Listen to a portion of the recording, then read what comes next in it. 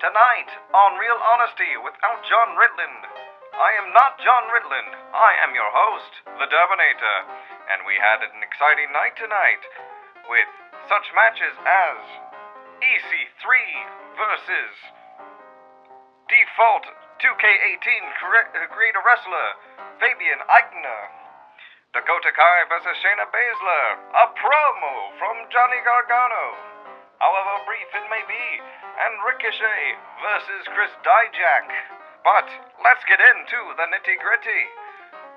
I am the Derbinator. Hello. And we started off tonight with a quick little recap of last week's incident with Johnny Gargano and Tommaso Ciampa. Advising that Gargano and Ciampa will have a street fight at NXT TakeOver Chicago.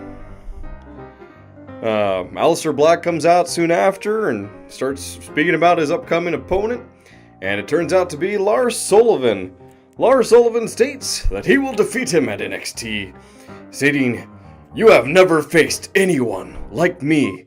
Talking about how his size and strength and power, and the whole thing in the back of my mind the entire time was, Braun! But no one's saying that on NXT. After that, Lars Sullivan goes after Aleister Black. Aleister Black, maneuvers around, goes for the Black Mass, just to find that his foot is now safely in the palm of Lars Sullivan, who caught the Black Mass. Sullivan slams Aleister to the ground using the freak accident, knocking him out. And that was the end of that promo. After that, we had a Money in the Bank commercial for some reason, instead of, NXT TakeOver Chicago. Then a recap of the recap. TakeOver Chicago will have a street fight with Johnny Gargano versus Tommaso Ciampa. After that, we had War Machine versus...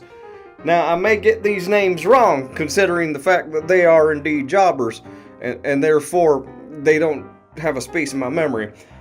George Hickson and Cody Vincent.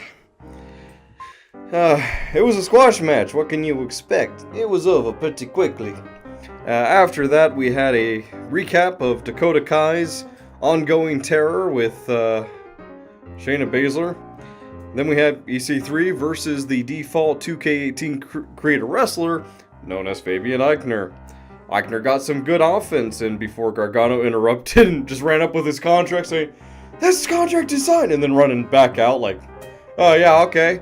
EC3 takes out Fabian Eichner with the top 1%, and that match is over! Then we had the exhaustive history of Bianca Belair, where she learned how to do the CrossFit and then also became a wrestler. And just kind of going back on what she means by she's the EST of NXT. Greatest, the strongest, the bestiest. Then, after that, we had a matchup between Ricochet and Chris Dijak, who I've heard a lot about. The guy gets up into the ring, he's got this great presence about him. But we all know what's going to happen with this match.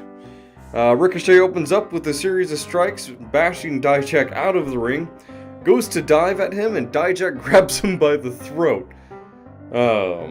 slams him into the apron, and then follows it up with a springboard elbow drop, a failed pin, and then after that, almost pulled a Brock Lesnar shooting star press with his moonsault attempt, because holy shit, he almost broke his neck.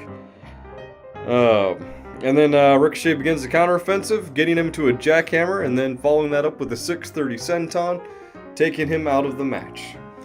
After that, Ricochet gets on the mic to give props to Velveteen Dream and starts to challenge Dream before Dream does what Dream does and interrupts.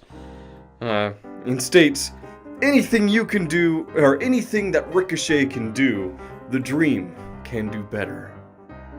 Ricochet calls his bluff and challenges him to the ring.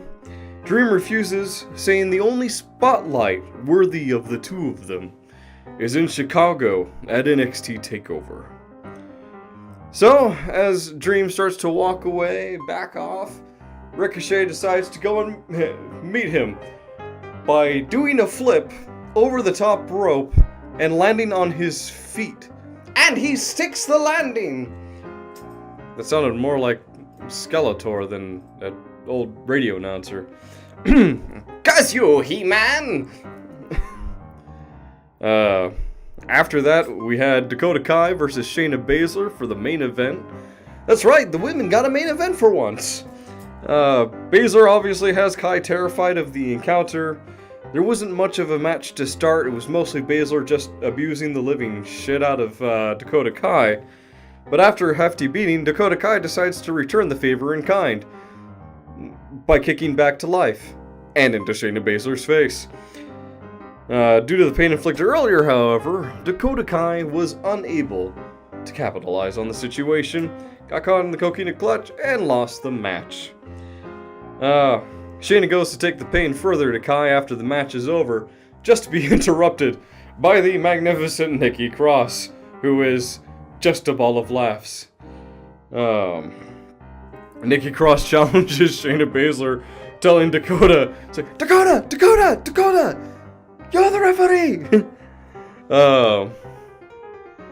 And so they go into an impromptu match that didn't really actually count, in which Nikki Cross quickly hit the purge, taking out Shayna Baszler, grabs the championship belt, and then just starts celebrating and running around, being an absolute ham. And that was a great way to close out NXT, I have to say. So, what did I think of NXT? I am going to give this one a B+. It was a great episode. I had no complaints. You know what? Actually, A. I'm going to give this an A. This was actually a pretty good show. Not A+ material. That would require something like a ginormous match to take place. But I couldn't fault it. So, let me know what you think down in the comments down below. Hit the like button. Hit the dislike button. Hit subscribe. Do something, please. Unless you're already subscribed, then don't hit subscribe because that actually unsubscribes you. I found that out the hard way. But anyway, this has been Real Honesty without Jonn Ritland. I am not Jonn Ritland. I am the Derbinator. And you have a good night.